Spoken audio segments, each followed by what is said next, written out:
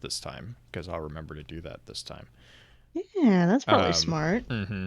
Instead of freaking Mm-hmm. everybody out. Mm-hmm. Because I broke it last time. No, I was gonna say like, God, where's that app? There it is. The OBS has that studio mode, which is really nice for transitioning between like screens and stuff. Stream Deck does not play nice when you're editing, like if you're activating sources within the Stream Deck, it doesn't play nice if you have it in studio mode. It has to be in single screen mode for the Stream Deck process to note. They're like, we don't know what source you want. Tough shit. I'm like, God, no! I want you to do this. Oh gosh. OBS was fun to learn. It was tricky, but it was fun to learn. That's not the word I would use for it, but Streamlabs OBS is definitely a lot easier. Like going from like old OBS to Streamlabs OBS was like, I was like, oh God, I'm gonna have to port like all these settings over, which half of them are like temperamental. So it's like, I can't tell you what setting is what because it depends on how the internet feels that day. But then like I opened up Streamlabs and it's like, oh, here's basically your standard settings. And I was like, this is like 90% of my job done. Then they also were like, oh yeah, here's some animated things you can play with. It's like, you're making this too easy. You can also accidentally port over your entire old OBS library and not even realize it until the program started processing it. And then it completely freezes for about 15 minutes because it has to think real hard. It's like, I think my computer is about to burst into flames. I'm not really sure. I hope I put enough conductiveness on the processing chip. It's a thing. It's a thing, but you ready to get this show on the road a bit? Yes, we are good if you want to kick up Audacity. Cool. Everybody has it up? Yes. Grace, Green's going to count down. And then that's how we synchronize recordings. Yep. I count down 3, 2, 1, then I'll say click when we go. So it's just a very standard pitch perfect style countdown. So we have 3, 2, 1, click. And real quick, thank you. I think it was Valaragna for the sub. Appreciate it. Yeah. 7 months. That's nearly a baby. I'll leave you with that mental image because Green's looking at me weird. Stream baby. Stream baby. We're having stream babies. I feel like I've not been a part of this relationship as much as I should be. I apologize. I apologize to those who have 9 months plus. I have been a bad father. Wait, what?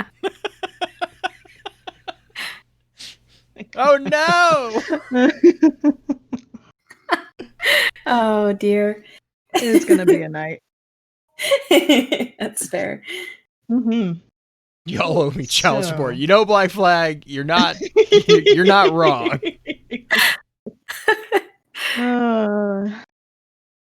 You show up in my DMs more often, not my DMs, but my tweets more often than not, Black Flag. I don't know shit. My.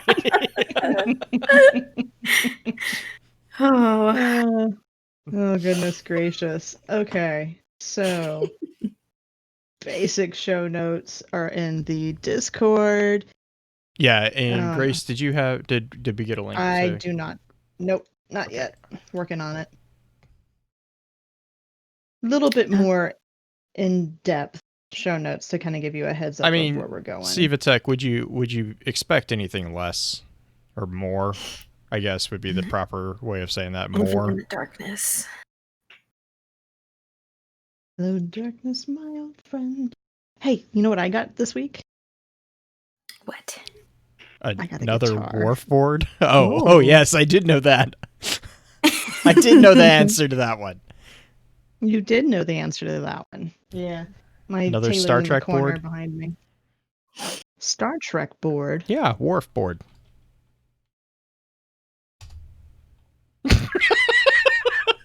I purposely was not looking at the screen that I had your camera on. Like, nope, I'm gonna get smacked. Oh, goodness. Hello, chat, live chat. All right. You know it, Doom. Just like a hot dog can be a sandwich. I've got my worth. I have like basically a trampoline, and it's great. Oh, nice. Oh, cool. I got a sub. That's cool. Yes, you did. Pens. we may have been plotting this week. It's amazing. I'm so excited. Just a thing. It's just a thing. I don't know when you want to tell them. Not until I have them. Okay. Because I'm mean. Let's just say... Pins, uh-oh. You. And you're special to us. And just remember that, okay? Good. Okay. Of course. Mm-hmm.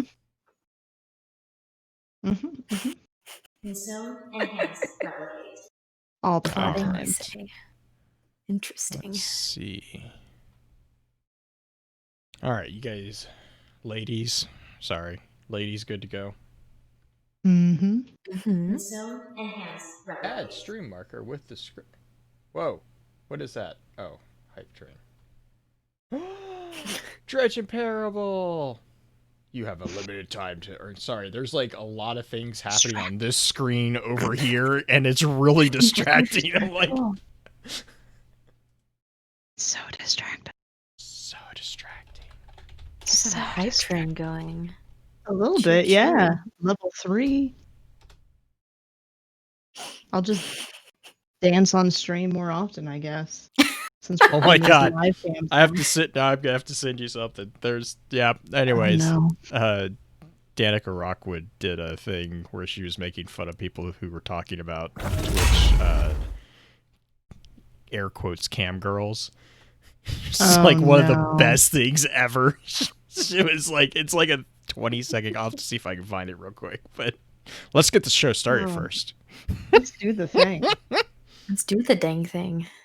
Do the dingity diggity dong dang thing. I don't know where that was going. I apologize. Welcome to Focus Fire Chat, recorded live on July 17th, 2020, over on twitch.tv/FocusFireChat. As always, I want to give a big shout out to our live chat here with us tonight. Thank you so much for joining us once again. This week's episodes are going to be focused around exploring the Vault of Glass. This particular episode will serve as what we have come to call the intro session of the week's exploration. Before we go any further, however, let's run through a quick introduction of who all we have with us on the show. As always, this is your host, Blue Crew 86. And this is the totally not starting to embrace the whole Zavathun mythos a little too seriously. Green-eyed music lover. I may have gone down. Yeah, absolutely. Last but definitely not least, in the hot seat as guest goes, we have our good friend Night Stalker, Grace. How are you doing? I'm doing. Yeah, that voice, Green. I don't know. Chat's reacting pretty heavily with that. I'm sorry. I've been on a GIF rabbit hole this day, this whole day.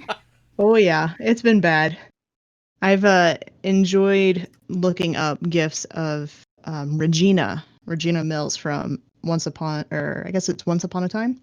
Yeah. As the witch, and she's an interesting one. We'll leave it at that. So, Grace. Yes. How are you doing tonight? I'm doing well. You know. Just vibing. That kind of thing. Just vibing. Just vibing. It's a good end of the week though, right? Like it's Friday night, it's kind of relaxation, getting into the weekend. You had one of your art pieces partially featured on Bungie today, I think, or even right? Yeah, very incognito. So technically featured by Bungie, but featuring one of my really, really good friends. So proud of her, very happy for her. So Give her a shout out, because I like hanging out in her Twitter not DMs, but Twitter responses. I'm just at a loss at the moment. I don't know what's going on. But Chibi Kim? I think yes, Chibi Kim. Yeah, she's cool. She's real cool. I like her. She's sassy too. Very sassy. I got to finally connect with her in person at C2E2 in Chicago last year while I was still living up outside of Chicago. And she's just as much a sweetheart in person as she is on Twitter and Twitch. So cannot recommend her enough. Nice. And she's been streaming a lot more lately, right? Like that's how Bungie. That's cool though. I wanted to know actually how you ended up kind of hooking up with her to do the art thing, because you said you're friends, but like, were you friends before Destiny, or did this come from Destiny? This came from Destiny. Pinatorius Adam. He I think it was like a couple months. We'd maybe been talking about like, oh, I'm gonna be at C2E2. I was tabling or helping Dave Rodriguez, who was one of the writers with Vicarious Visions. He was lead narrative director for the Warmind DLC, all that fun stuff. He's one of my good friends too. I was helping him table at C2E2 because he has a tabletop card game that he has made and everything. So he was like, "Oh, you're going to be at C2E2. Why don't you say hi to Chibi Kim?" And that was how we kind of started talking and stuff, so we could get to know each other a little bit better before we met in person. So, yeah. Nice. Gotta love Pino. Pino's good about doing that. I know that he helped set up a lot of us for Guardian Con last year with the karaoke night. Oh, yes. Which was intense, but very, very fun. I enjoyed it a lot. It was a lot of fun. Yeah, so you went to the karaoke last year? Yes, I did.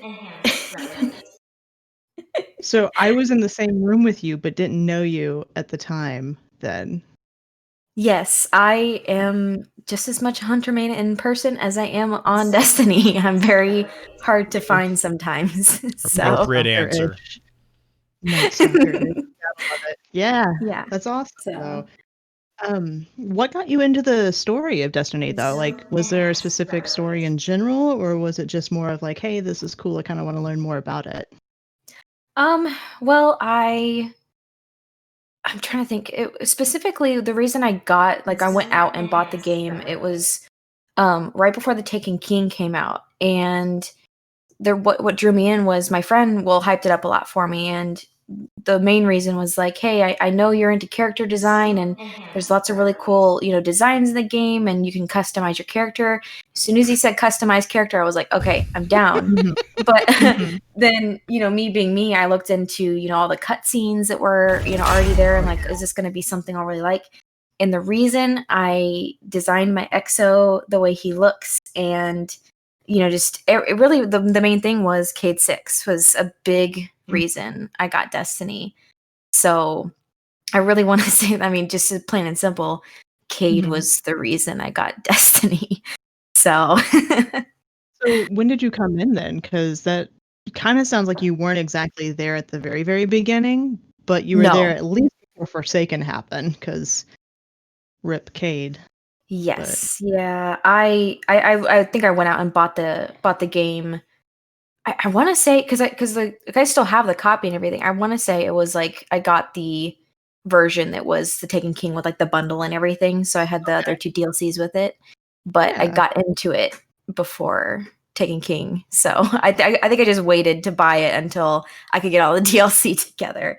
So that makes sense. And I know that you and I are also working on another project together right now where we actually haven't crossed paths yet, but you're also a voice actor or actress for Termino, right? Yes, I am. And I'm so excited for when that inevitably happens, but we can't say much, right?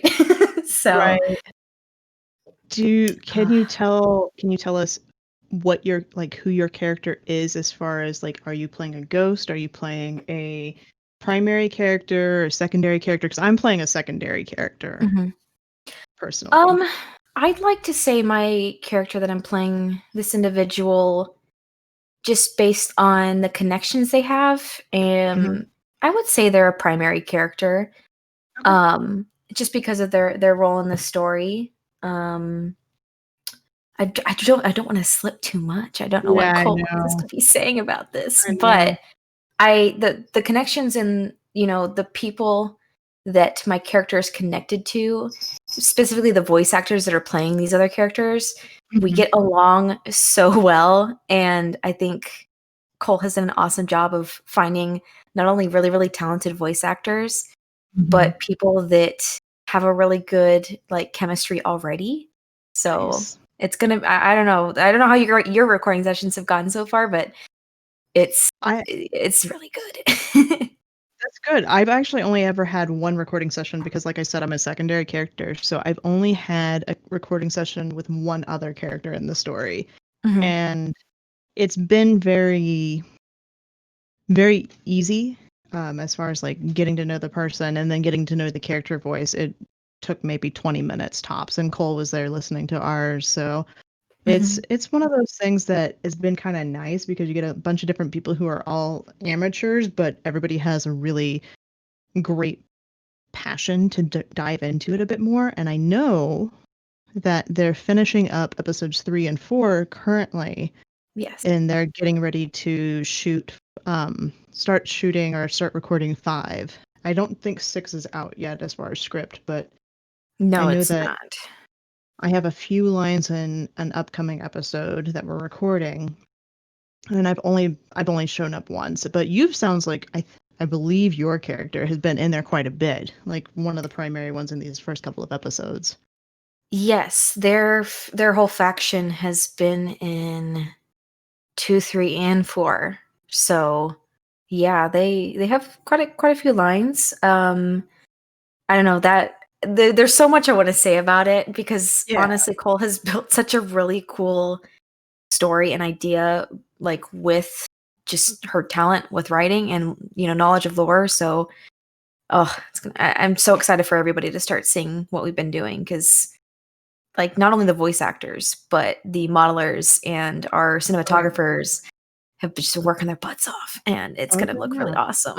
They have indeed. Cole's kind of cheated a little bit. She's got a lore person in her back pocket that she pulls questions from every once in a while to verify that she can break the game a little bit via lore, because she's gonna push to the limits a little bit.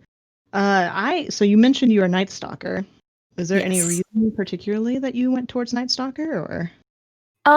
The reason I've kind of stuck with it for the longest time was because of I don't know, that whole quest and the way that a Night Stalker is described really felt, so it may sound silly to say it feels personal to me, but I've always been a very solo kind of player when it comes to Destiny.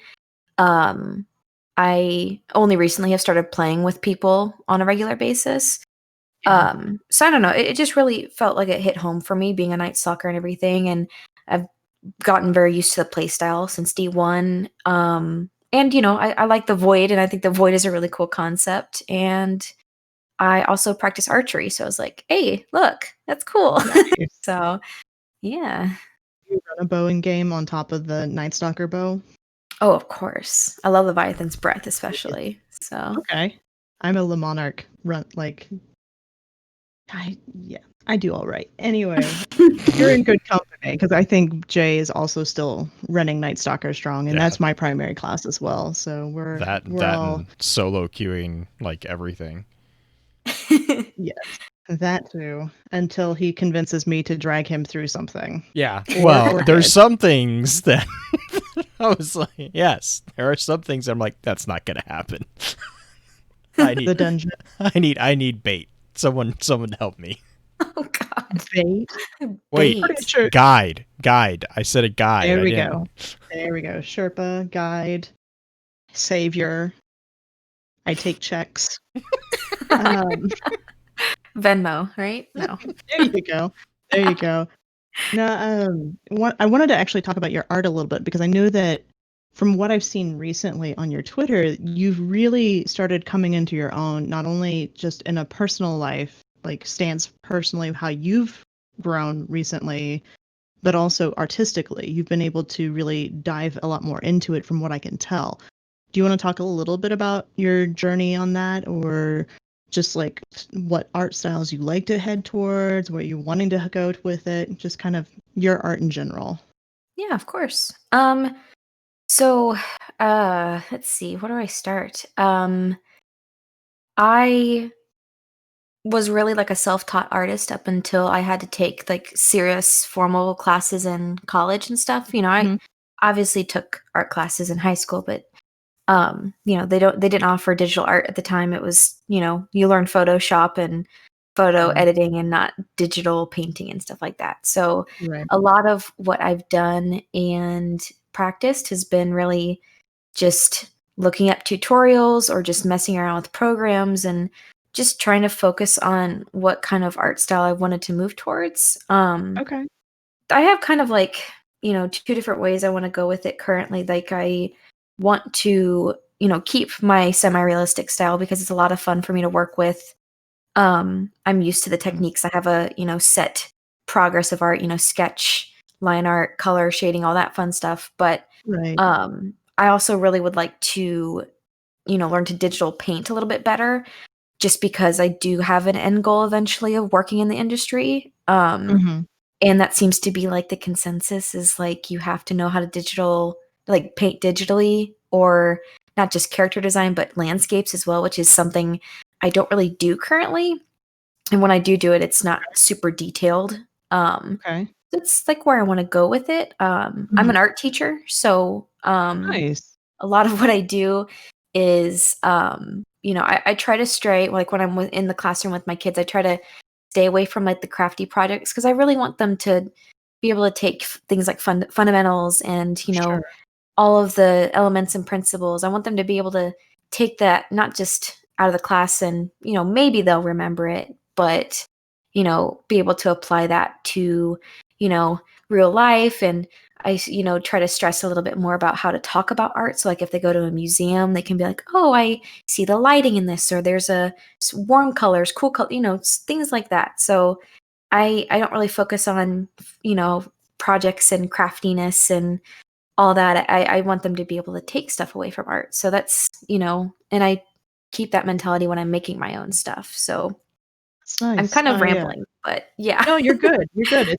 This is like the get to know you section. And one of the things with being an art teacher, I know that since you're teaching a lot of fundamentals, do you encourage the kids to pick their own subjects, or do you have like a basic starting subject that you want the kids to modify or to add their own twist or flair, or how do you have like free draws? I'm curious because I like my best friend from college is an art teacher, and he was very big on learning to sketch and getting into the practice of sketching, because sketching is where a lot of the practice happens for the more detailed stuff.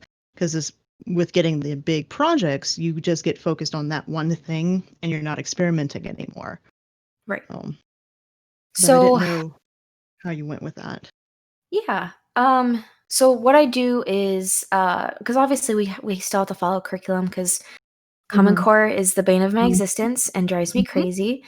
So what I do typically is I'll introduce the subject, I'll give them the background on it. So for example, last year what I did was I wanted to do a pop art unit and teach them about that. So I give them the history on it. I maybe have them focus on one or two artists that were really big. I try to keep it not boring because I'm working with middle schoolers, so you can only keep their attention span for so long. So Bansky, we're all kind of getting in there a little bit. Yeah, so I and then I tell them, what the project's gonna be. So what I did for that with my 8th graders, they got to create a whole comic book page. So I was like, just make sure you're, using panels. Don't make it just, try to make it dynamic. I gave them examples of dynamic pages. And then I said, it doesn't have to have a start, a middle, and a conclusion. You can just write a scene. I give them an option to just do whatever they want with it and run with them. Like, just the end goal needs to be a comic page. So, I a lot of what I do, my teaching method is thinking about the stuff I didn't like as a student and not doing that as a teacher, and, applying that to, in a way that they'll still remember what they're learning and have fun while they're doing it. And I'm always up and moving around the room, and, and they're usually the way that if you're in my room watching me teach, you usually will hear like, "Hey, Miss Adams," and then I'll have to run to one side of the room and, "Hey, Miss Adams," and I'll run it. They don't really raise their hands. We just kind of like keep it open, and everybody's discussing stuff. And I try to make it a very, interactive and very full of communication kind of environment. So, just keeps it moving, keeps it dynamic. Do you have any students who are big into Destiny as well and have possibly seen your art that you have out there on your Wizard Draws Twitter? So the hard thing with students and finding social media is I had specifically one 7th grade, because I also run the tabletop club at the school I used to teach at. So Dungeons and Dragons. There was one student, she begged me. She's like, "Miss Adams, can I please have your Instagram?" I'm like, "No, I can't give it to you." But I had a couple of kids who ended up getting the game and then coming to art club and tabletop club and were like, "Miss Adams, can you believe they just did this in the game? And hey, can I show you a picture of my guardian?" And we'd start talking, and then the whole rest of, the club would be talking about our Destiny characters. So, but I was always sharing like that art with them and telling them about what's going on. And it was really cool to have some students that were into it and came into the classroom and were like, "I got this game because you said I could." And I was like, yeah. So, but I did tell them, I was like, "Well, guys, it is free. So, I mean, if you want to try it and want to know what I'm talking about all the time," because I did theme my like each table was, I had Titans, I had the Vanguard, I had Hunters, Warlocks, the Paladins, and then I think I had 5 tables. That was it. So yeah, they were each of them. I'm sure they got into that because, I mean, junior high kids, they love to get into like the role play stuff too. So it's awesome that you kind of rope that in there as well. Well, that's pretty much the end of kind of my like little get to know you thing. And right now we're going to go to a quick commercial break for the podcast. Live chat's going to just hear us pause for a moment, and then we're going to hop into the cocktail knowledge about Vault of Glass. You ready? Yeah, I think so. Right. So, commercial break. And we're back. So, Blue, I'm going to make you do cocktail knowledge this evening. So, cocktail knowledge about VOG. Feel free, Grace, to jump in when you want to, or if you have comments about anything going on, or just jump in where you feel comfortable on it. I think honestly, the best thing is we already have a cocktail knowledge for the Vault of Glass, and it's Atheon's card, which is still to this day one of my favorite cards, simply because of the opening line. So I'm just going to read from that because it basically explains Vault of Glass. It says, "To speak of Atheon is to accept certain limitations. We are ill-equipped to understand an entity that defies simple causality." Done. All right, we're done. We can go home. And that's a podcast. Like, so basically, but to be serious, the Vault of Glass really is an area that is predominantly focused around Atheon. Atheon is described as time's conflicts, and we'll get into what exactly that kind of means.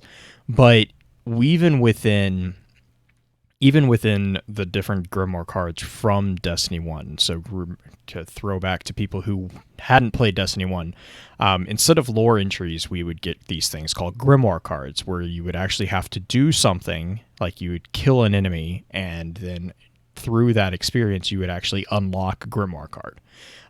This is when Ishtar was really useful, because not everyone could, go flawless and get to the lighthouse, but we really wanted to read that lighthouse card. And so that's where we kind of started doing things like Ishtar Collective and other like off Bungie.net sites with that Grimoire cards. But a lot of cards from Destiny 1 pretty much come back to describing the Vault of Glass as the location where time frays and a needle moves through it. And it says that the needle is the will of Atheon. Ghost will go on to actually describe the Vault of Glass as being unique in all of the solar system. He says, my scans indicate that other realities brush up against our own within the confines of the vault. So maybe you could even say it's unique in all the universes. The Vex are confusing, which is also a very good summary of this whole topic. The Vex are confusing? The Vex are confusing. Yes, that piece is very good. Good job, Ghost. You got something right. The other thing is geographically, it is located currently on Venus. Now, with the vault being the vault, I'm assuming it's going to probably still be on Venus, which is an interesting thing with it coming back. But it is not out of the cards that the vault could possibly move. We experience it on Venus. I'm pretty sure that it is going to be on Venus. As far as like when is it, it's pretty much current. We defeated Atheon, but just like with the Undying Mind, defeat means something different to the Vex. And especially within the vault is, once you start looking at a lot of the way that the vault is constructed, especially the lower catacombs, I guess would be the best word for it. Once you start looking at what actually it is constructed of, you also start understanding that the Vault of Glass is actually a giant supercomputer, even more so than the Infinite Forest or anything like that. It's similar, but it's even more powerful.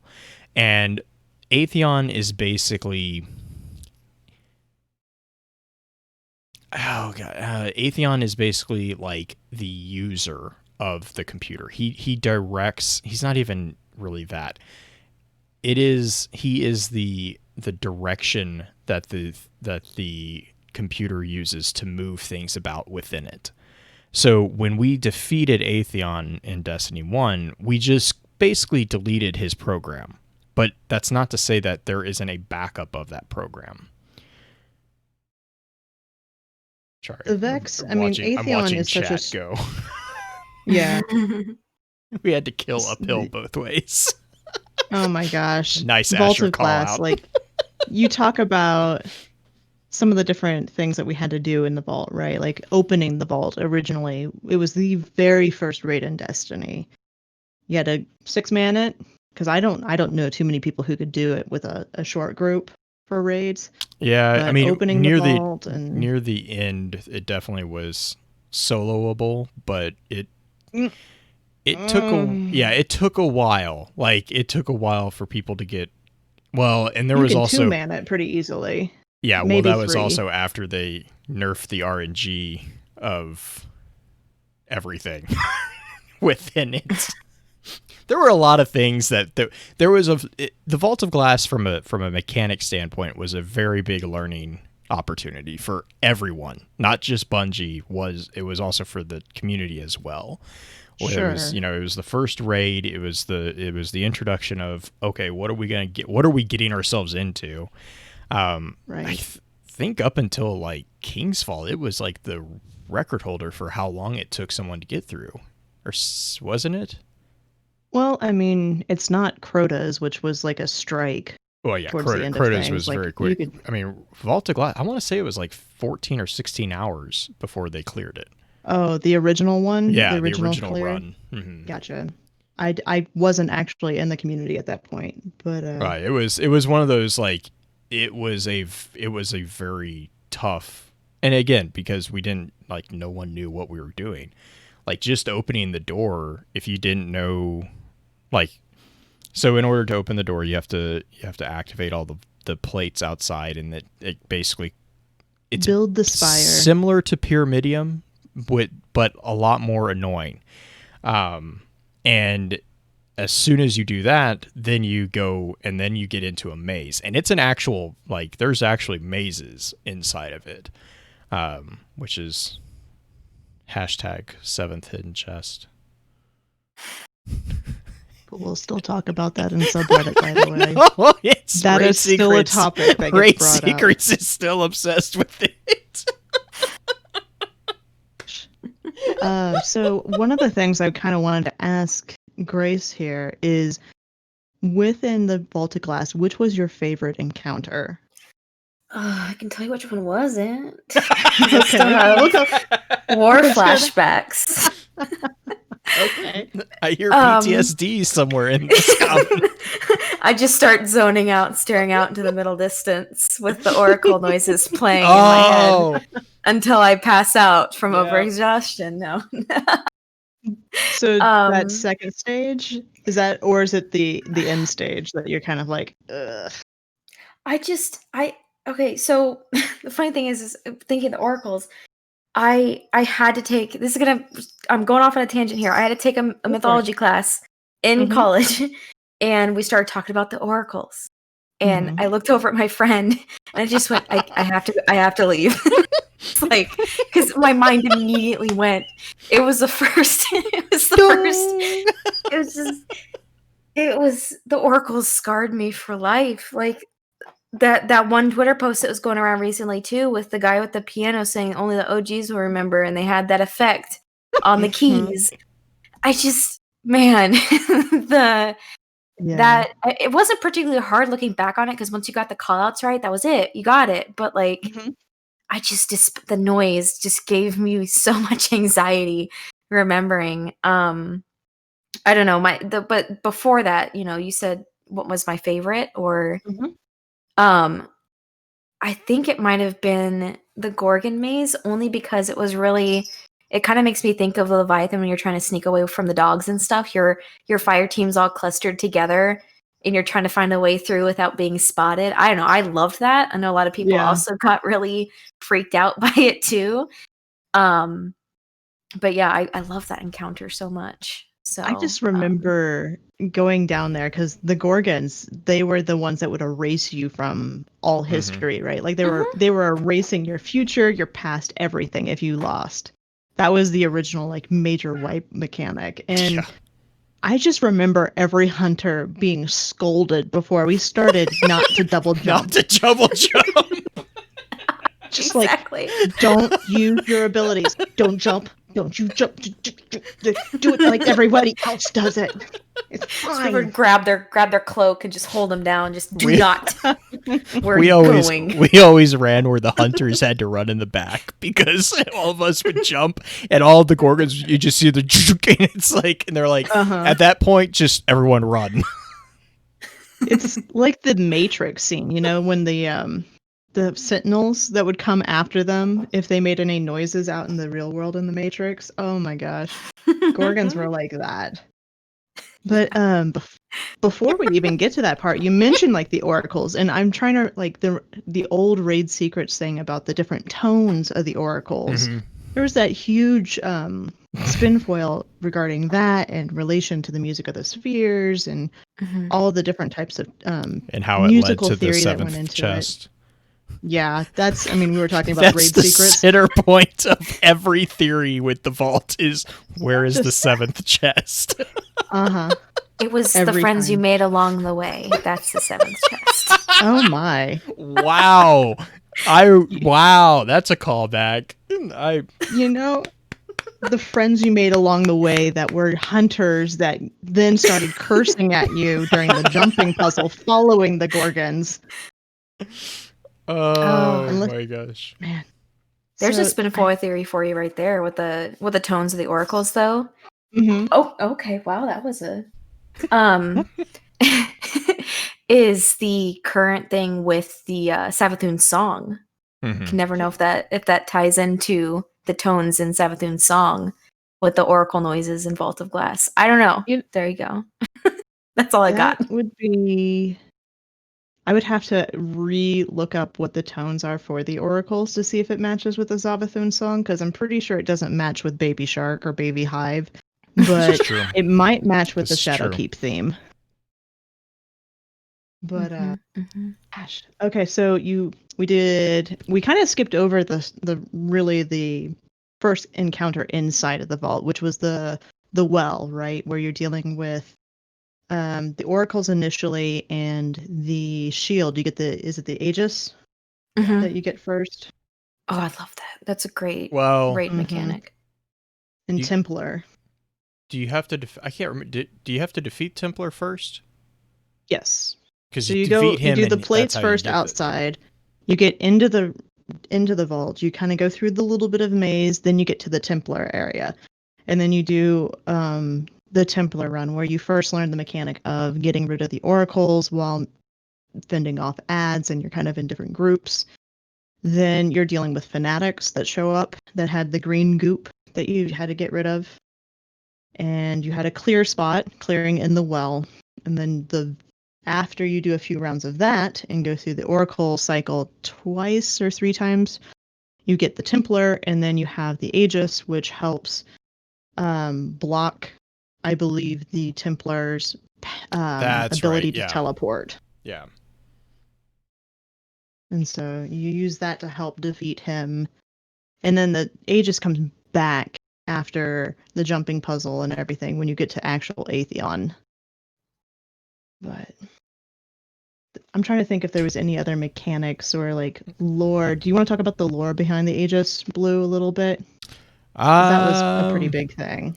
Yeah, it still is actually, because we never, it's one of the older pieces that we might actually see some further development on it, which will be very interesting, actually, thinking about Kabir and all the potential that exists there. But the Aegis is basically, it is derived from Kabir, and I'm going to... So for those who don't know who Kabir is, he's a big fan of milk stout. He is a Titan. Vex milk. Milk stout? Yeah, Vex milk, and he drinks beer. I was about to mute my mic. It's like, wait, what? I made a point to look up at the camera that I have for Green, and I just saw the confusion go across her face. Oh, it's beautiful. So, real quick, let me pull this up for live chat here, because we actually do have a Grimoire card on the Aegis. Actually, people in Destiny 2 will probably recognize this term because they have a lore entry for the Aegis as well. It's a ship, if I remember. Yep, it's the big chunky ship. And this is one of the reasons why, with the Return of Vault, I'm really interested to see what they're going to be doing with the Kabir storyline, because the flavor text for Kabir's Glass Aegis is Kabir stopped them in the Vault of Glass, but what did he start? Which is very interesting when you look at the... it's the relic, the Aegis, and it's not, for some reason, coming up for me. Give me 1 second. Here it is. And it says, "These are the last words of Kabir the Legionless. I have destroyed myself to do this. They have taken my ghost. They are in my blood and brain, but now there is hope. I have made a wound in the vault. I have pierced it and let in the light. Bathe in it and be cleansed. Look to it and understand. From my own light and from the thinking flesh of the Vex, I made a shield. The shield is your deliverance. It will break the unbreakable. It will change your fate. Bind yourself to the shield. Bind yourself to me. And if you abandon your purpose, let the vault consume you as it consumed me. Now it is done. If I speak again, I am not Kabir." So this is where we get the idea that, or this is where we started to get the idea that, Kabir was this big character within this fire team. We go on to find out that Kabir was actually a member of we know 3 of the members, which is Pradith, Kabir, and Pahanin. There's a theory that there were 3 others that got erased by the Gorgons, but we're not... That's not really... We don't know much about it yet. Yeah, and the only reason that we think that could be a possibility is because it is a raid, and traditionally with raid level events, you have a larger fight. You have basically 2 fire teams. So the fact that there was only 3 of them either indicates that A, they weren't really aware of what they were getting themselves into, or we have another situation, which actually kind of gets backed up with Praedyth, because the way we find out about Praedyth is in game. Praedyth has been erased from time. Now, at current point, we know that Praedyth exists and he is held prisoner, but up until, was that the Paradox mission? In game, characters were not aware of Praedyth even existing because the Gorgons had basically kidnapped him from the Vault of Glass. But going back to Kabir and the Aegis is literally a piece of Vex metal that Kabir infused with his light and basically created a, for lack of a better word, an exotic relic, an exotic artifact that we can use. And the one thing I do really like about this card is that it actually does explain mechanically what you use the Aegis for.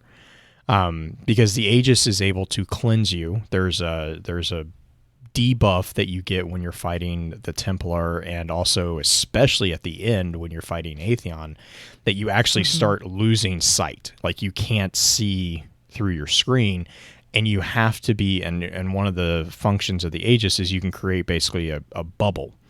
And if you can get within that bubble, your vision is returned. You're cleansed, because it's basically wiping away the darkness. So this is like, I really like how they combine the mechanics with the actual story of Kabir. Now, there's also a story of Kabir actually drinking Vex milk, which is where my milk stout joke comes from. Let me see if I can get back. They love to experiment. It's their it's a Titan thing, right? It's their hippie thing that they're doing, right? They're just enjoying the hallucinations that Vex milk provides. Well, it to be fair to Kabir, I think he might be the reason we know that this happens. Him and frickin' Squid Boy. Oh, well, Pahanin was he was scared of squids, so I don't blame him for that one.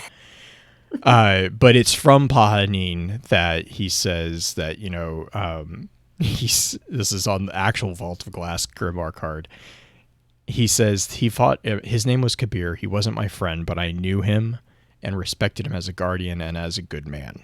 And he would go on to say, quoting Kabir, "You will meet the Templar in a place that is a time before or after stars. The stars will move around you and mark you and sing to you. They will decide if you are real. I drank of them. It tasted like the sea."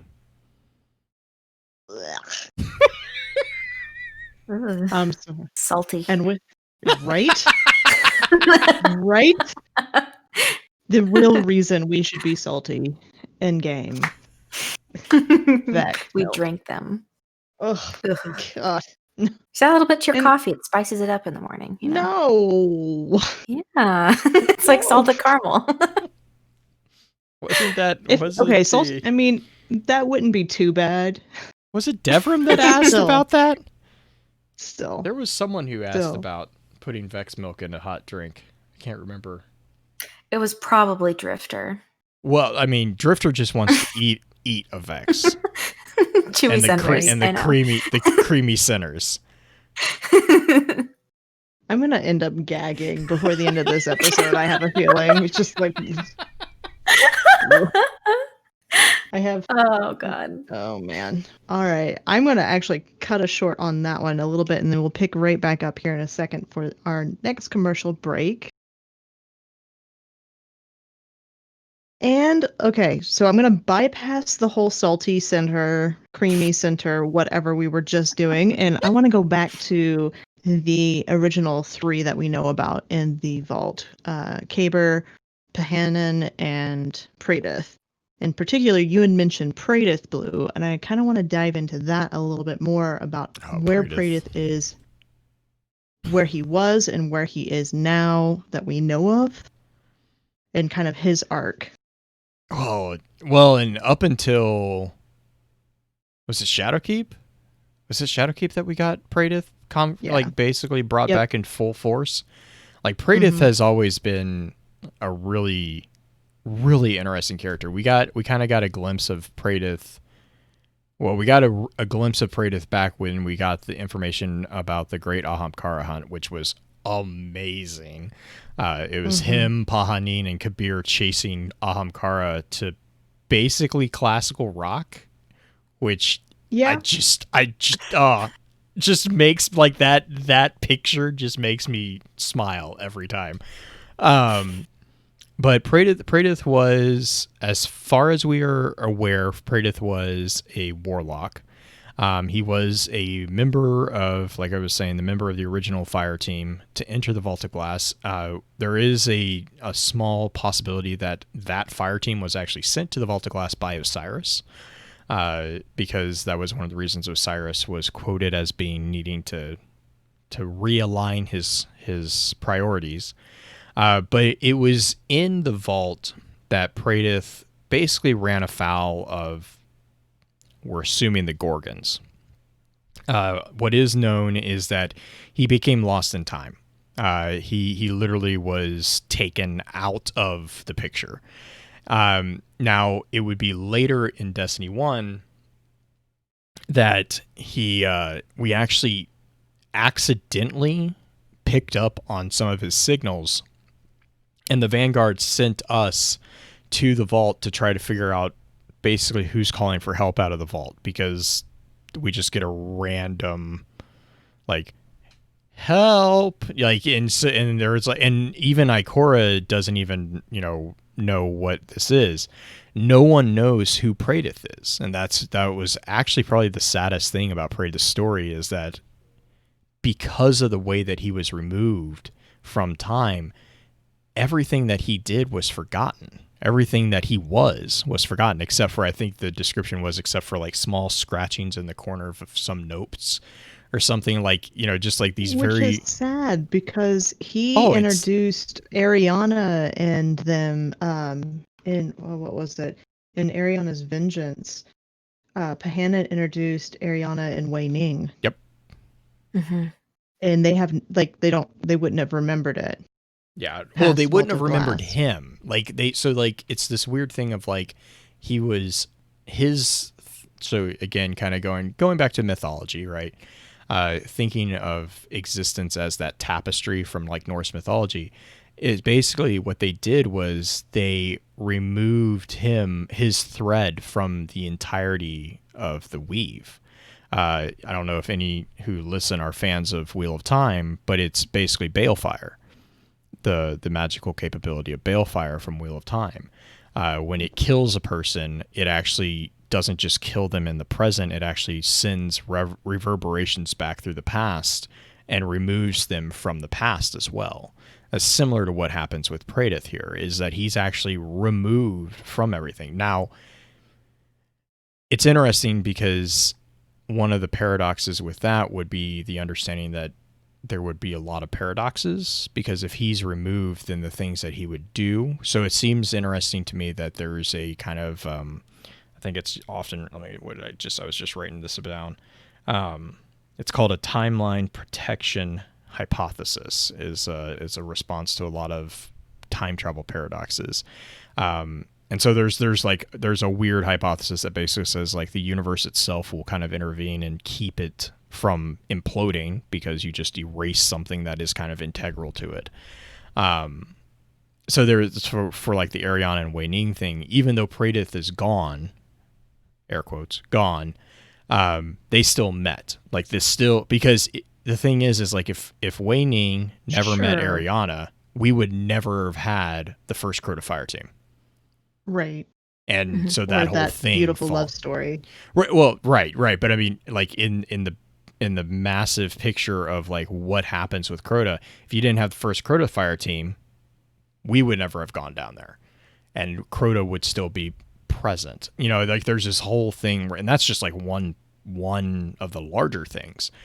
So anyways, so the Taken invade the Vault of Glass during D1. I think it was following the defeat of the Taken King, I want to say. And the Vanguard basically pick up some signals of distress. And so they send the Guardian into the vault to attempt to rescue. We recover Praedyth's ghost. So Praedyth is ghostless at this point. It is pretty much confirmed, though there's possibly a few workarounds to that too. But we discover his ghost, and when we discover his ghost, we recognize that some of the files they have that are stored on the ghost have future Warcult headers on them. So the Guardian then takes the ghost to Lakshmi, who has no idea who this is, like no clue.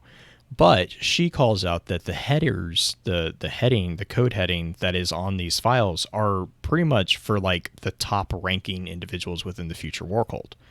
So the fact that Lakshmi doesn't know who it is actually a big concern to her. And of all the factions, future Warcult would probably be the most beneficial to have a time problem with, because they are the ones that are obsessed with time. So they basically sit down and they start trying to figure this all out. And that's really the last we kind of heard of him in D1, if I remember. Well, the Praedyth door part of the mission. Oh, yeah, to get that's no right. time to explain. Yeah. So, I mean, we go back into the vault a few different times with the Taken for one, to get the gun no time to explain was another one, and it also had to do with Praedyth and the ghost and future Warcult and everything. And then obviously Vogue itself, but the vault has problems within like the construct of time, right? And I'm sure we're going to talk about this a little bit more in the advanced episode, but how the vault functions in the flow of time compared to, say, the Infinite Forest. That is something I don't know if we've ever gotten truly resolved where it fits yet. But I don't know. When you kill the very end, when you kill Atheon, you have to go into the past and you have to go into the future, which is quote unquote Mars and Venus, right? That's am I remembering this correctly? That's I our do know names one for is it. Mars. Yeah, that's our names for it. Mars and Venus, future and past, or whatever. And you're having to go through and clear the oracles. Do you remember what the oracles were for, Grace, or Jay, either one? What the functionality of them within the vault itself was? They were scrubbers. Yeah. So, like sorry. Trevor? Sorry, no, scrubber. Yeah. Well, yeah, kind of actually. They were basically a firewall that was there to remove us, which is why we had to remove them. If you didn't destroy the oracles quick enough, they would erase you. And it seems like a lot of the like quote passive NPCs in the vault had kind of similar abilities, because they were basically non-motion, or they were non-moving Gorgons is the way I always kind of in my head pictured them. Like the Gorgons would patrol on their certain paths, and if they saw you, they would, and you'd have like a quick second to blow everything up. And if you didn't, then they would basically nom you like the Langoliers, and everything was done.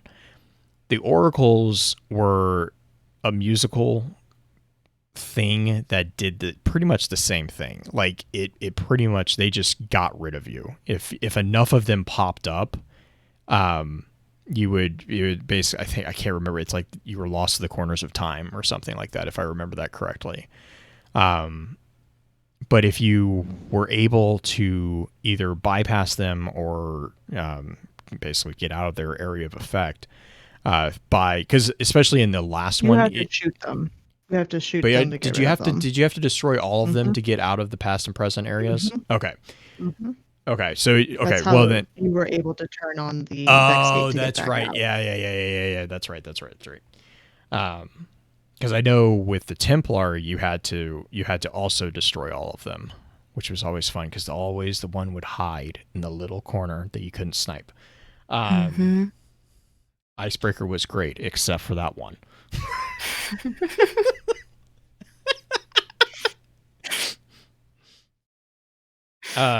But yeah, like the oracles I always pictured as like a basically a firewall or an antivirus in a similar vein of the Gorgons.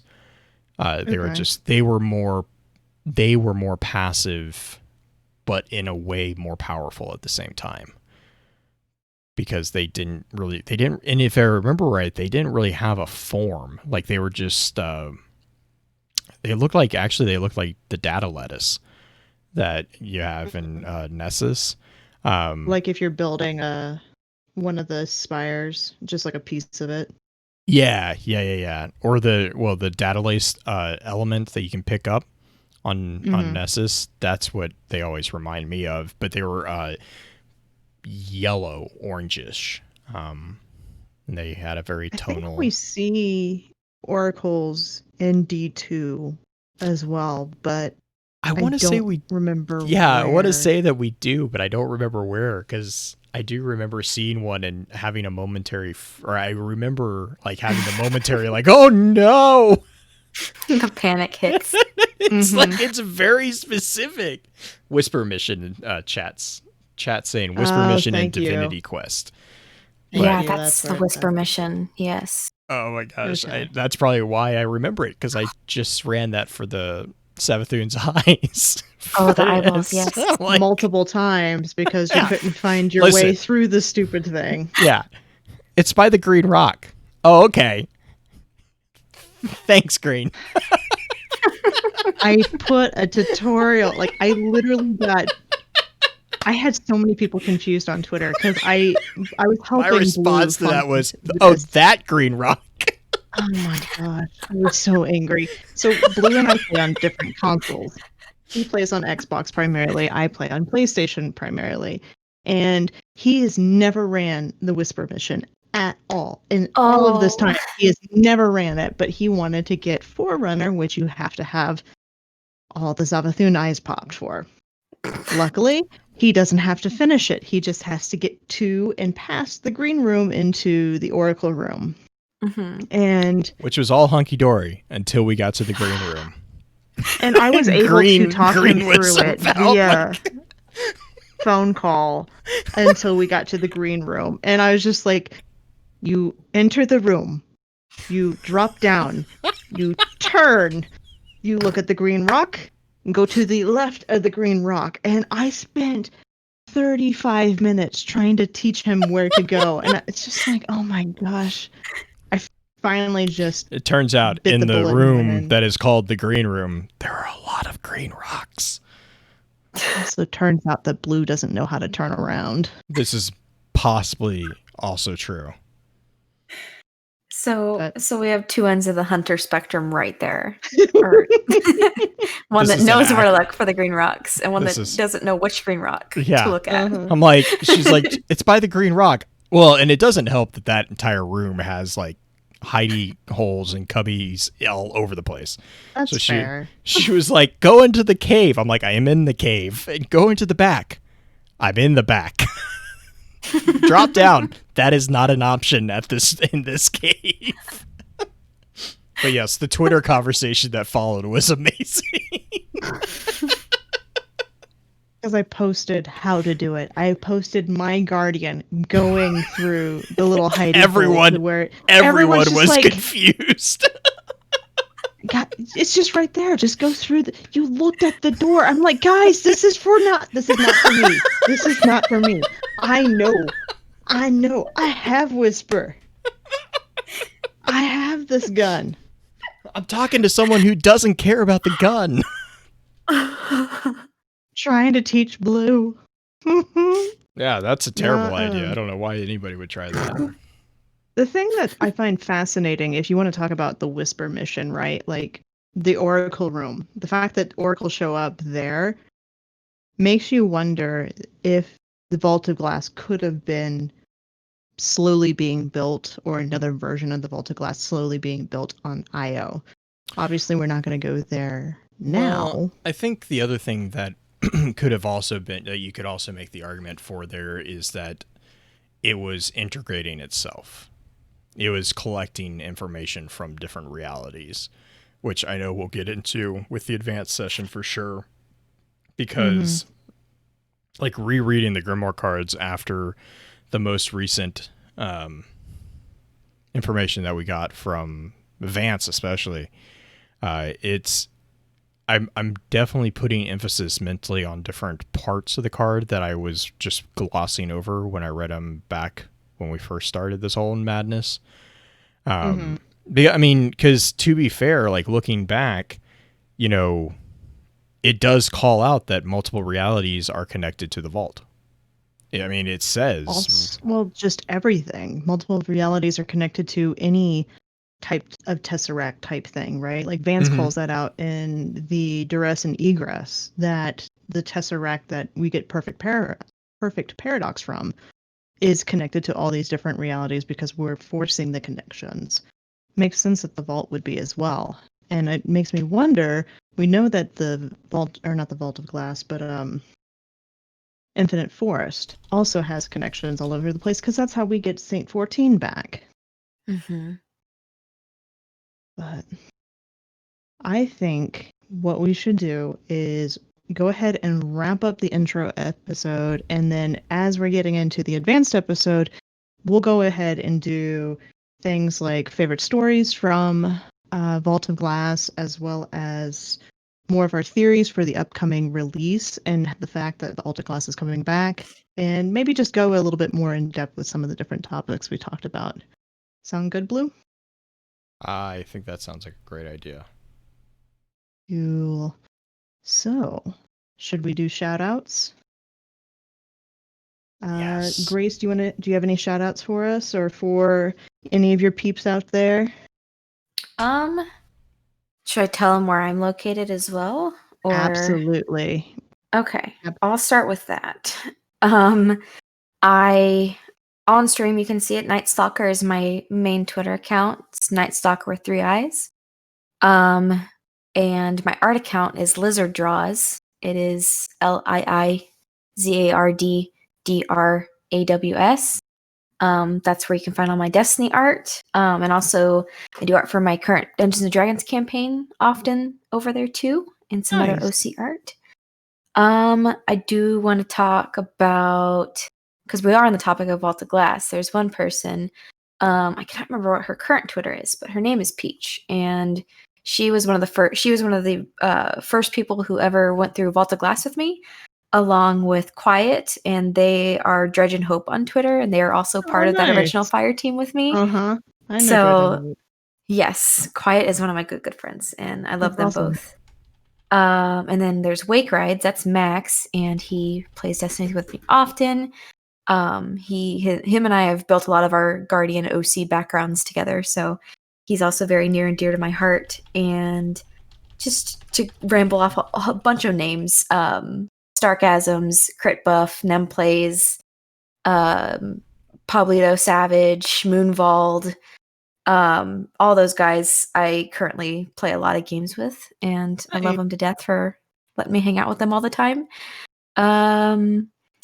But yeah, I have a lot of friends in the Destiny community, and I didn't have that last year before Guardian Con, and it's really nice to be a little bit more cemented in the Destiny community currently. So absolutely. Yeah. And with you doing art, I'm sure that there's been kind of more of a following growing as you keep doing it. So that's one of the things I love about our community, is that we really, really do tend to really embrace our artists and help them grow no matter what their skill level is. You could be at Monk's skill level. You could also be at like Khan. Khan was originally not...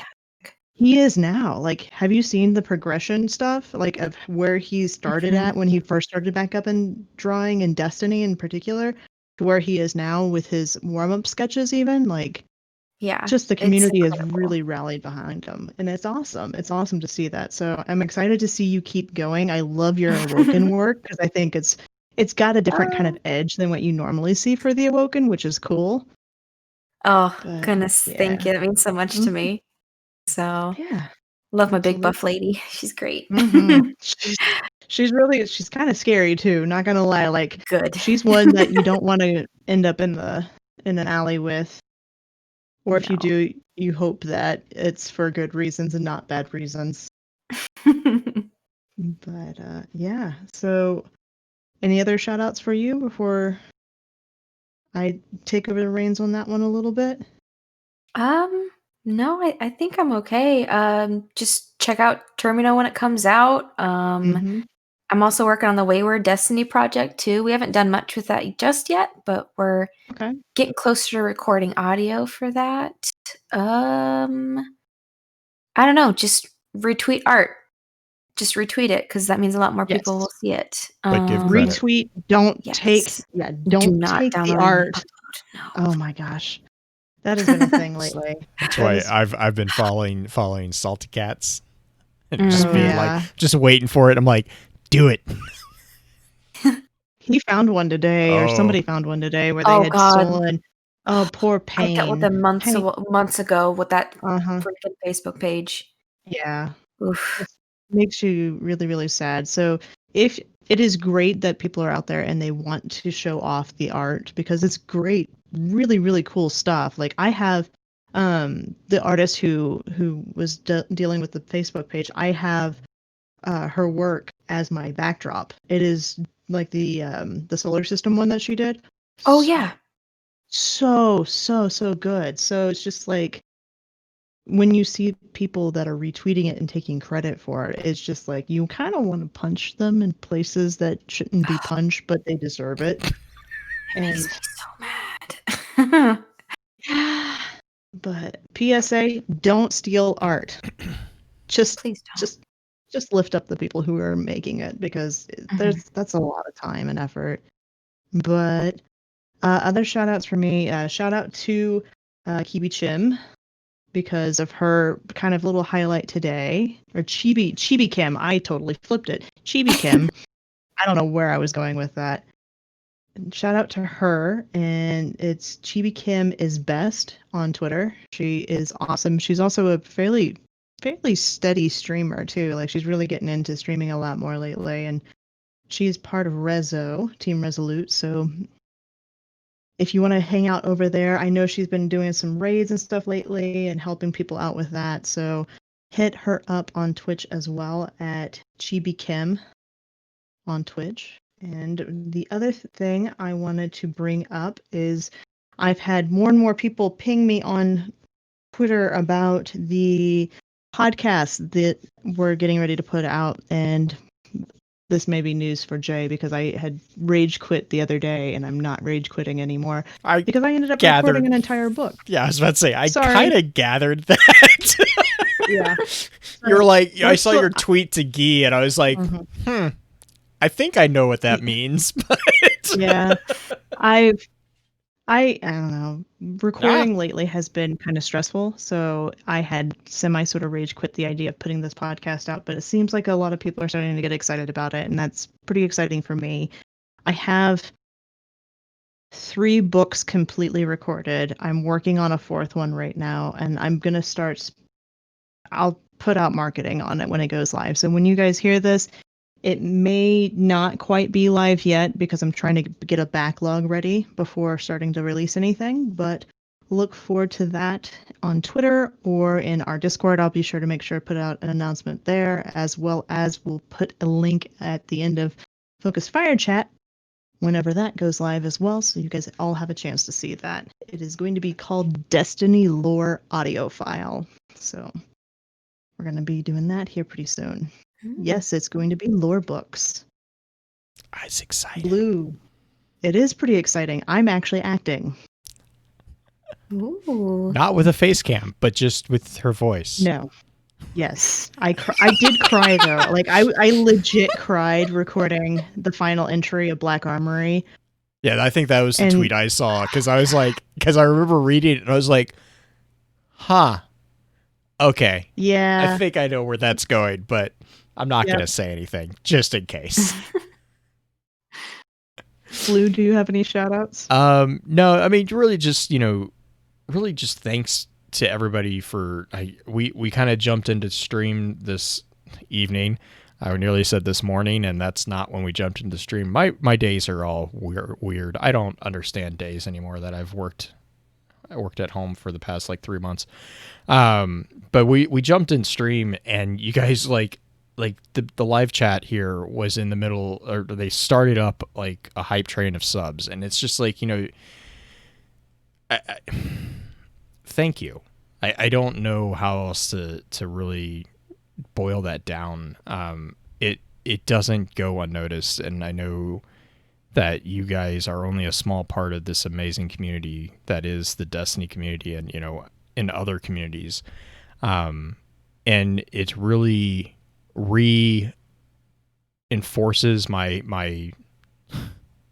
hope for humanity when we interact with you, which is pretty much daily, and it's become such a necessary thing for me that I can't imagine doing stuff without having you guys in it, because and I think we were talking, it was a couple of days ago, Green, you and I were talking about like, people, it's weird that people focus on negativity even when there's not stuff there. And it's like, as a person, I'm going to be fully honest, as a person who that is my default setting, having people that are reaffirming the good in the world makes it a lot easier to ignore that part. It's not that part isn't there. It's, oh my gosh, there they go again. It's not that they're not there. It's not that part isn't there, but having people that reaffirm the benefit and the goodness in the world makes ignoring that part really a lot easier. So I mean this absolutely from the bottom of my heart. Thank you for being that, not just to us, but to everyone out there that you interact with. It means, especially in today's world right now, that alone is more, that will help more than any dollar amount that you can put. If you can show people that you care, that you will go out of your way to help them in whether that's monetary, whether that's just showing up and talking to someone, or just talking to them on the internet. Like, I don't think that people realize just how important that is. And I really, really appreciate it. So that being said, I want to thank you for your time. And until next time, remember, with wisdom we conquer. Stand strong, stand tall, and keep exploring. What everybody doing? So leave the nothing. Leave the audio recording still going, Grace. If you we're gonna go ahead and record the advanced one after a short break. If you feel like you need to head out, you're more than welcome to. If you want to join us on that one, we're going to talk about more of just loosely about the theory and lore and stuff. More so about stories and theories on the future for it. So, whichever you are up for on that. It is almost 12:30 for me. Okay. Yeah, I've been up. I had to get up really early this morning. So I'm gonna head out. I'm sorry. No. Typically, I would stay and discuss lore a little bit deeper, but there is no need to apologize. That's why we kind of always keep the intro episode is more focused on you, as far as like your story, and then getting you involved more a little bit, or try to get you involved with more of the lore discussion that way. Whereas the advanced session, if you're there, we can continue with you being involved on that, but it's also just, we understand we record a lot later than a lot of shows. So thank you for joining us though. Yeah, back when you asked, I was like super excited, and I still was tonight to hop in with you guys. So I appreciate it. Thank you for thinking of me. So yeah, we definitely, I'm going to put out a call here again pretty soon within the next month or so. So if you want to jump back into it, we will definitely get you in for another topic if you like. Oh, of course. I know you were like, I want to be on podcasts more. I was just like, yeah. We have those. Have you on? We have that. We can help with that. Yeah, for sure. And obviously next month I'll have a lot more free time too. Yeah. So everything is so discombobulated right now with COVID and when we're going to be starting back up and what that schedule is going to be with kids, and that's changing every day. I'm legitimately terrified but it's okay. Right. So, like I used to teach and I was music, so it's just like I can't even imagine. Like my class would not exist right now with COVID. Because vocal, like choir, you're not gonna do that. But no, I can't even imagine anybody right now in the education departments. I don't know. I don't want to bring anything down too hard right now because but Yeah. TLDR, I'm scared and I hope things get worked out and I want the best for my kids because most of my job is sharing my passion with them. So Right. And I don't want them to be put in an unsafe situation and all that. You've all heard it before. So Oh yeah, for sure.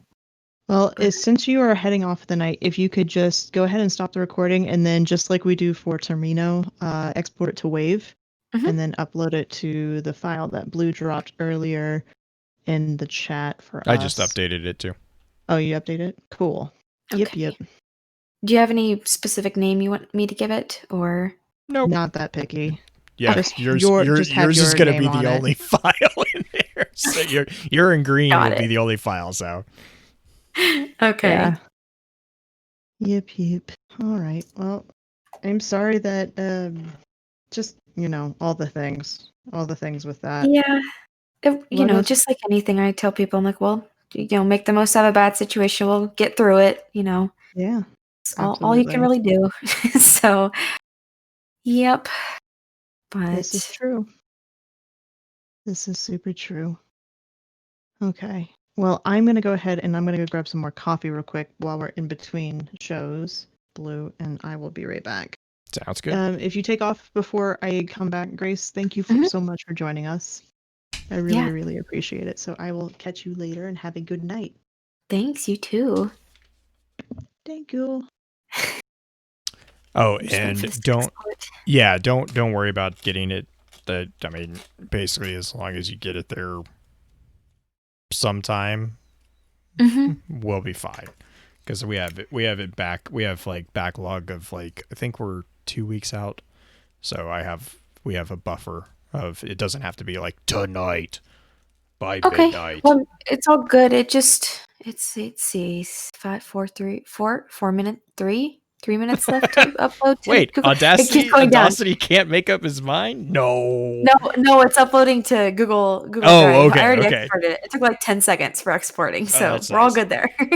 Yeah, Audacity is the one that I'll run a cleansing scrub or something, and it's gonna take 5 hours, 3 minutes. I'm like, wait, how did we? What? I'm pretty sure I didn't lose that much time. PS4 copying thing. Oh God.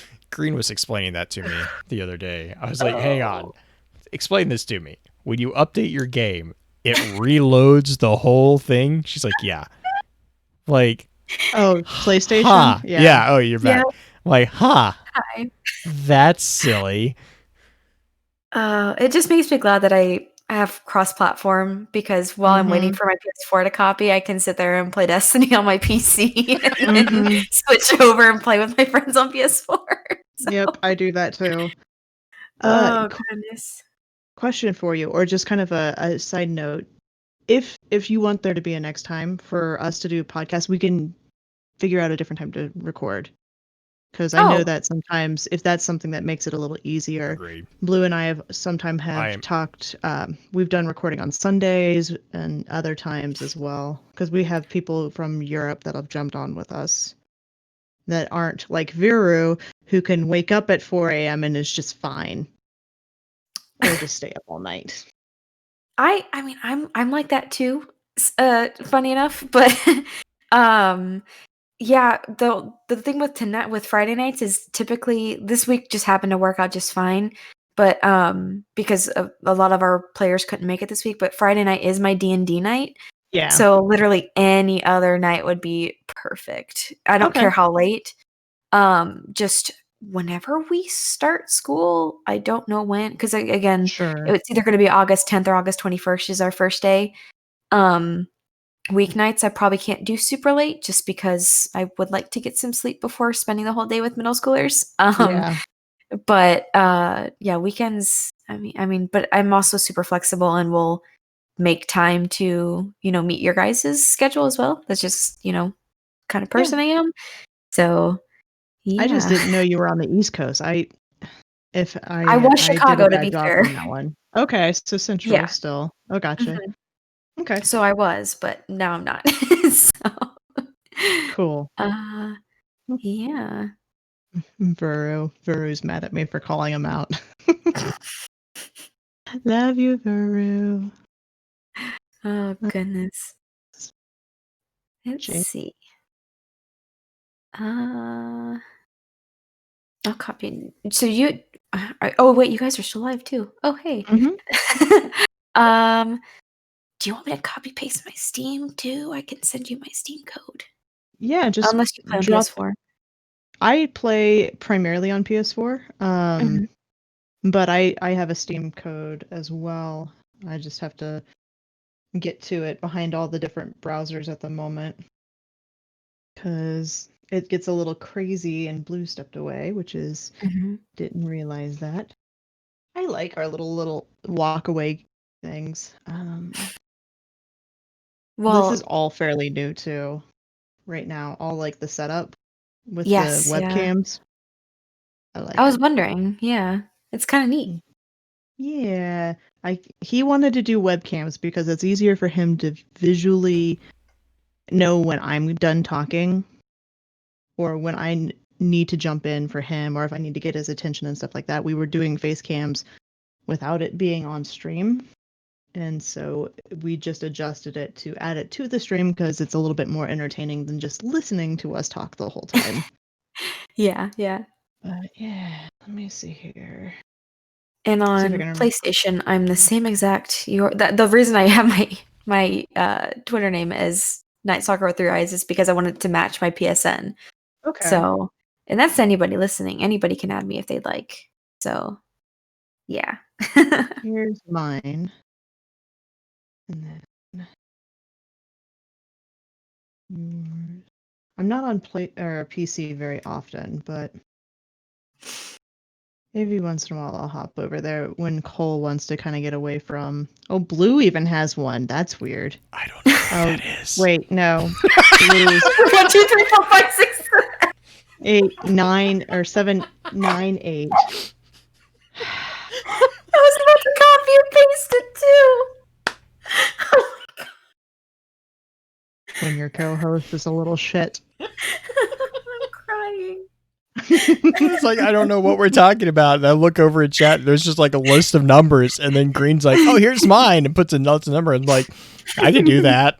That's my EXO serial code. So if you ever need to find out, because that is what I would be if in Destiny. Totally is an EXO. But okay. Wholeheartedly. I want to be an EXO right now at this current moment in time. Hopefully that's not your reset number, because that would put you in the same area as the echoes that are out there. Yeah, I hope not. I would like to think my EXO reset number is probably like one of my lucky numbers, like 6 or 25 or 15 or something like that. So I don't want that to be my reset. Yeah. Number. I'd go with the 6. The 6 would probably be the best bet. Mm-hmm. Yeah. Not so many resets. Match Kate a little bit. Oh yeah, you're right. Mm-hmm. No, Blue, those are the Steam codes for both of us. So when you make friends on Steam, I don't know what. Yeah, you do. You can find it on Steam. Can't you just type in their name? Oh wait. Because it changes all the time. Grace, I change mine all the time. My username on PlayStation is the same as Twitter and everything else because I made a name that nobody wants, so it's available everywhere. I don't know why everyone doesn't want to be Grenade Musket Lover. I don't. Look, I'm gonna get Mountaintop and I'm gonna shove it down your throat, and then we'll see how Grenade Musket Lover looks to you. Calm down, Orchid. Oh dear. I still need to actually get my Mountaintop because I don't have it. Miss Grenade. Hey, hi.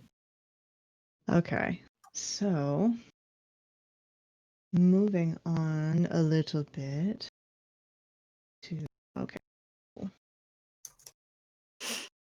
Oh, did I send you the link, Blue, to Kevin's in Crota? I know that it's not Vault of Glass, but the Crota Fire Team mess up that Kevin did. God damn it! I'm sorry.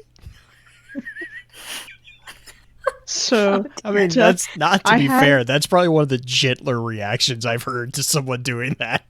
Have you heard Fraggle? Yeah. So I had a raid team back in D1. I don't really have one anymore because I haven't really raided all that much in D2. But the raid team in D1 was a bunch of friends, and we were doing Crota one evening just for fun. And a friend of mine who's normally running Hunter was running Titan, and he was running Bubble Titan, and he put the fucking bubble on the spot you're not right supposed to put side.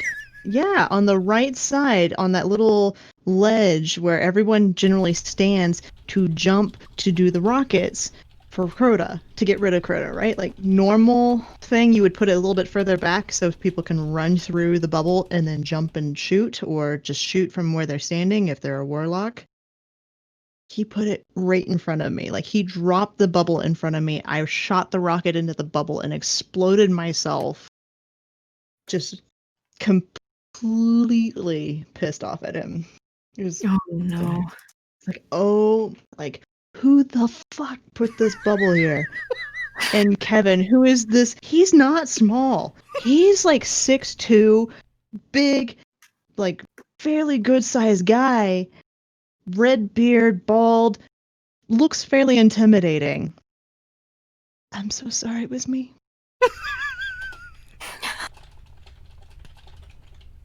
Just grab him by the balls vocally for a second there.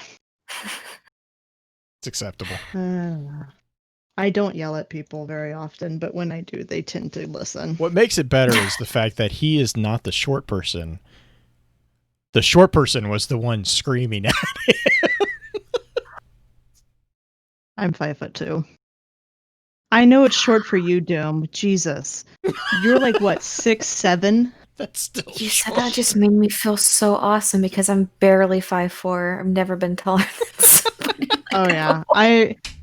Besides Ziona, I am probably one of the shortest, if not shortest, content creator out there. And Z is super short. Z's like, she's tiny. 4'11", 4'10". She's a pocket size.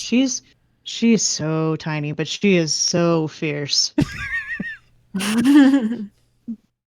She keeps beard in line. I am happily average height. Happily average height. You Killhorn is nice. 6'9". You are short people are filled with the rage of giants. You're a foot and a half taller than me. This is not. I am a child compared to your height. I just love dredging parables. Short people are filled with the rage of giants. Gotta fit all that awesome somewhere. Hey, Orchid. Sending that link to you guys. So, because awesome. Someone had asked me a while back about a favorite memory from Vault of Glass, and there you go. We danced to Danger Zone before the Oracle encounter. Oh, so speaking of dancing in the Vault of Glass, so back when we first were way back when we first ran it, one of the things is like our clan, the clan that I was with at the time, anytime someone basically fucked up, we would be like, all right, wipe, whatever. So we get to Atheon, and put what on the shirt? Oh, compressed anger.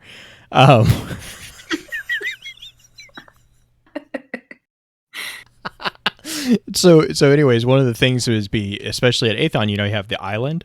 So we would just all jump in the middle and start dancing. And it was basically you just dance until the Vex figured out how to shoot you. I have like a 5-minute clip of my hunter just dancing in the middle of all these they can't hit me.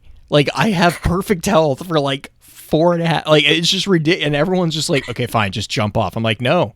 The rule says that we have to keep dancing until the end. They were so mad at me. Oh my gosh. God. Okay. Oh, you sent it to Toes. Do you remember the original Husky raid? And was it in Volta Glass or was it in Crota when they did the first one? It was. No, it was. I think it was on Venus. I think it was at the opening of the vault. I think it was the opening of the vault because I think they were doing Destiny Cops when Crota came out. That's right. Because that was the whole thing with the dead Titan and the Rock. I'm not going to disagree with you, Black Flag. That's an excellent point.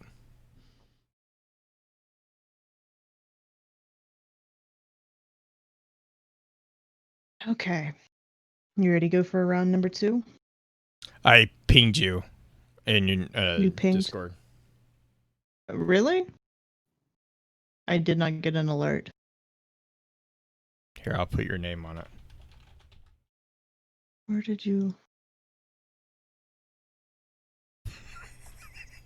Oh, yeah, I tagged that's you fine. In your DM. I didn't see the original DM because no, it just cracks me up. Freaking... Like, it didn't ping me. I'm like, wait. Discord's been weird today too. Oh, Discord's been fine weird. Well, Cloudflare, Jet. Yeah, that were servers down and stuff. Oh, yeah, that sucks. Like, we've had that happen like 2 or 3 times for our vendors, and it's just never fun. It's never fun.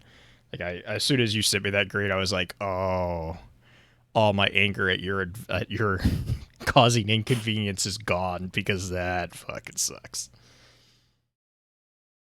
Oh, they got DDoSed? Oh, jeez. Yeah, they did.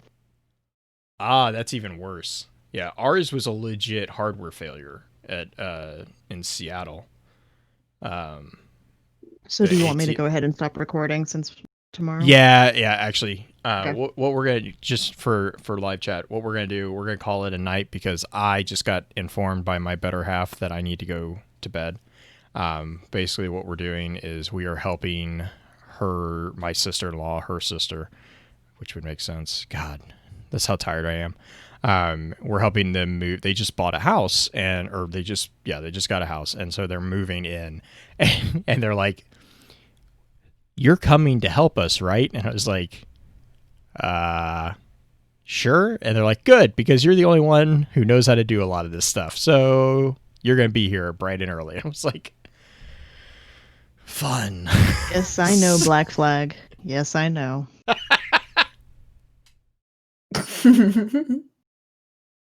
Is Seattle still having problems? In Seattle, yeah. Neo, one of the first times I ever met my wife's best friend from college. I met my wife in Kansas. My wife's best friend in college was in Arizona, and we took a road trip down there, and she opened the door because we're going to stay at her house for the evening and went, oh, you're much shorter than I thought you would be, because pictures, Julie comes down to my height, or I go up on tiptoe. So I'm about 5 inches shorter, 6 inches shorter than my wife. You're much shorter than I thought. Mm-hmm. Big personality. Oh, goodness. These good times. Okay, so I will upload part 1 then to the drive as well. Sounds good. Yeah.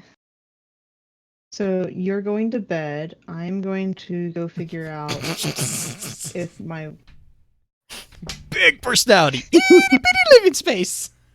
I mean, you gotta think. I mean, Robin Williams, Genie. Makes sense. For sure. Thank you guys for having me, though. Yeah, no problem. Thank you for joining us. Thank you for taking time and joining us. Mm-hmm. Yep. Cool. All right. So. All right, stream. You guys have a good night. We will see you. Green, do you want to try to stream the recording, or do you care? Either way. I don't care either way. We can stream it. We can tomorrow stream night? Just like we did tonight. Sure. Since it's going to be just you and I, unless you have, if you wanted to join us, you're more than welcome to join us, Grace, tomorrow night too. But since this is a last minute scheduling thing. Yeah. It's weird. Yeah, just I don't care either way, Jay. Okay, cool. We'll figure it out. All right, so you might see us tomorrow night. You might see us sometime other than tomorrow night, but you will definitely see us next Friday. So until then, have a great night, guys and gals. Bye. Everybody.